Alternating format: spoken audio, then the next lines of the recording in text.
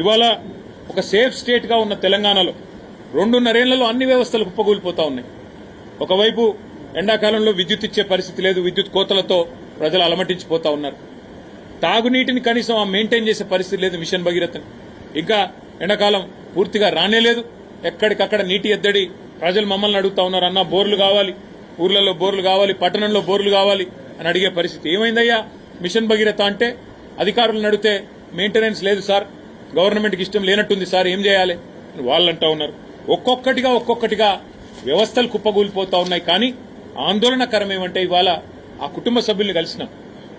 ఆ 4 ఎంప్లాయీస్ ఎవరికైతే గాయం తగిలిందో వాళ్ళ కుటుంబాలను కలిసినాం. వాళ్ళు అంటున్నారు, అన్న ఇవాళ మా వాళ్ళకి జరిగింది, రేపు మిగతా వాళ్ళకి జరగదని గ్యారంటీ ఏంది? ఇట్లే ఉంటుందా రాష్ట్రంలో పరిపాలన అని ఆ కుటుంబ సభ్యులు అడుగుతుంటే చెప్పినాం, మేం మాట్లాడతామమ్మా, ప్రభుత్వాన్ని మేం నిలదీస్తాము, గట్టిగా అడుగుతాము. ఇదేనా పరిపాలించే పద్ధతి? ఇదేనా మీరు శాంతి భద్రతలు మెయింటైన్ చేసే పద్ధతి? పట్టపగలు ఇంత ఘోరం జరిగితే 32-33 గంటలైంది, ఒక్క అరెస్ట్ లేదు.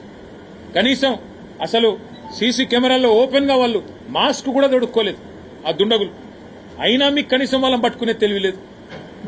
వెంటనే నాకాబందీ చేసి ఎక్కడికక్కడ బ్యారికేడ్లు పెట్టి ఎటు పోయినారు చూసుకొని ఎంత దూరం పోతారండి?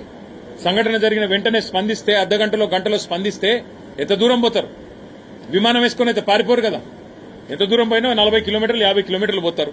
ఇంతవరకు 32 గంటలు అయిన తర్వాత కూడా ఒక్కరంటే ఒక్కరు దొరకలేదంటే ఎంత చేతగాని ప్రభుత్వం ఇది, ఎంత చేతగాని పోలీస్ యంత్రాంగం ఇక్కడ ఉన్నది. దయచేసి మీరు ఆలోచించాలని చెప్పి కోరుతా ఉన్నా.